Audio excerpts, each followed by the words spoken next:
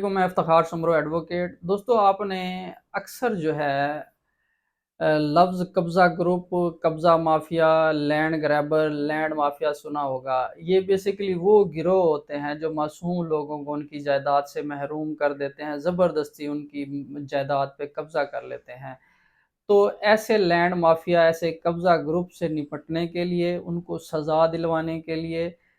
اور جو innocent owner ہوتے ہیں، لیگل آکوپائر ہوتے ہیں، ان کے پوزیشن کو پروٹیکٹ کرنے کے لیے دا انلیگل ڈسپوزیشن ایکٹ 2005 کے نام سے قانون سازی کی گئی ہے، جس کے تحت کوئی بھی متاثرہ شخص جس سے اس کی جائیداد کا زبردستی قبضہ چھینا گیا ہو، وہ اس کو ریکور کروا سکتا ہے، قبضے کو ریسٹور کروا سکتا ہے، اور قبضہ گروپ کو سزا بھی دلوا سکتا ہے۔ تو اپنی آج کی ویڈیو میں ہم قبضہ گروپ کے خلاف کارروائی کا جو طریقہ کار دا انلیگل ڈسپوزیشن ایکٹ میں بتایا گیا ہے اس کو ڈسکس کریں گے،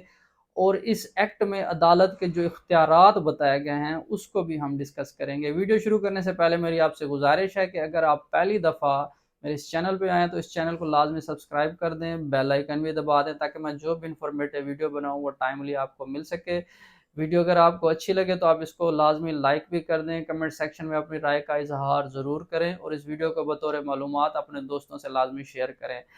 دوستو، یہ جو دا انلیگل ڈسپوزیشن ایکٹ ہے، اس میں دو اصطلاحات استعمال ہوئی ہیں، اونر اور آکوپائر۔ اونر جو ہے وہ حقیقی مالک، اصل اونر، اوریجنل مالک۔ جو آکوپائر ہے، جو قابض ہے، وہ قابض جو قانون کے تحت قابض ہے، کسی اختیار کے، اس کو اختیار دیا گیا ہو کہ کسی پراپرٹی کا قبضہ اپنے پاس رکھے، تو وہ آکوپائر کی ڈیفینیشن میں وہ شامل ہے۔ اسی دا انلیگل ڈسپوزیشن ایکٹ کے سیکشن 3 میں بتایا گیا ہے کہ اگر کوئی بھی شخص کسی لیگل آکوپائر، کسی لیگل اونر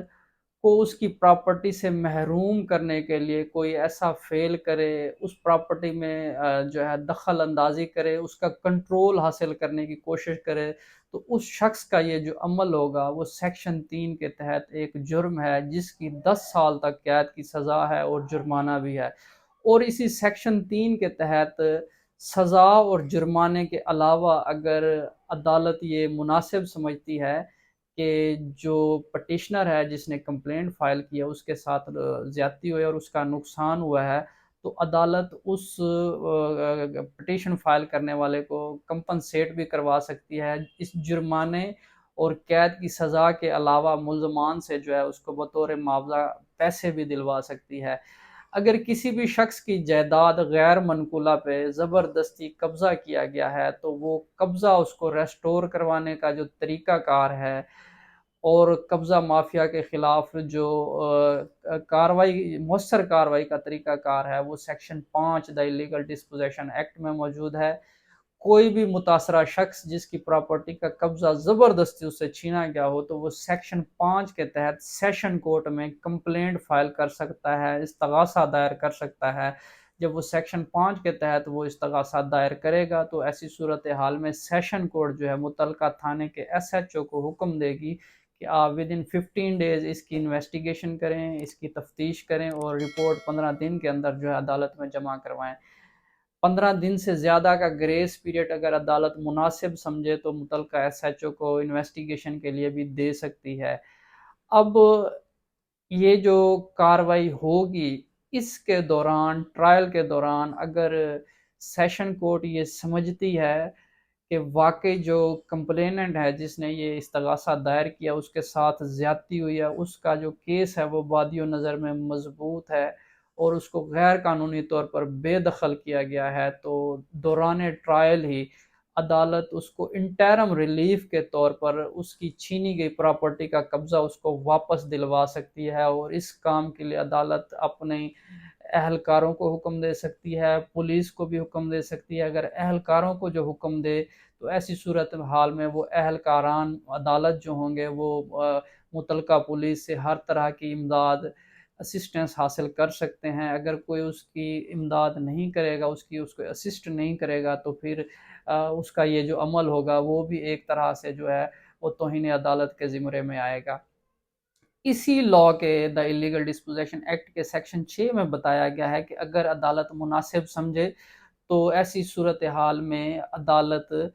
اس پراپرٹی کا، اس جائیداد غیر منقولہ کا انتظام خود بھی دیکھ سکتی ہے، اس کو اٹیچ کر سکتی ہے، قرق کر سکتی ہے، اور اس پہ اپنا کوئی نمائندہ بھی بٹھا سکتی ہے۔ سیکشن 7 میں جو ہے وہ انٹرم ریلیف کے طور پر قبضہ دیا جا سکتا ہے۔ اگر کنکلوژن آف ٹرائل کے بعد عدالت یہ سمجھتی ہے کہ جو کمپلیننٹ ہے، جس نے یہ جو متاثرہ فریق ہے جس نے یہ درخواست گزاری ہے، استغاثہ دائر کیا ہے، واقعی اس کے ساتھ زیادتی ہوئی ہے اور اس کو غیر قانونی طور پر بے دخل کیا گیا ہے، تو سیکشن 8 کے تحت عدالت جو ہے، اگر اس نے سیکشن 7 کے تحت انٹرم قبضہ اس کو نہیں دلوایا تو سیکشن 8 کے تحت پھر اس کو ٹرائل اینڈ ہونے پہ اس کی پراپرٹی، چھینی گئی پراپرٹی کا قبضہ عدالت اس کو واپس دلوا سکتی ہے۔ اور اگر اس کا کیس اسٹیبلش ہو سکتا ہے تو جس نے اس متاثرہ فریق کی جائیداد پر غیر قانونی طور پر قبضہ کیا ہوا تھا، اس کو 10 سال تک قید کی سزا بھی دے سکتی ہے اور اس کو جرمانہ بھی کر سکتی ہے۔ یہ جتنا بھی طریقہ کار ہوگا، یہ جو ٹرائل کا طریقہ کار ہے، اس انلیگل ڈسپوزیشن ایکٹ کے تحت کاروائی کا جو طریقہ کار ہے، اس پہ کرمنل پروسیجر کوڈ اپلائی ہوگا۔ یہ ویڈیو آپ کو کیسی لگی ہے، اس حوالے سے کمنٹ سیکشن میں آپ اپنی رائے کا اظہار ضرور کریں، اور اس ویڈیو کو بطور معلومات اپنے دوستوں سے لازمی شیئر کریں۔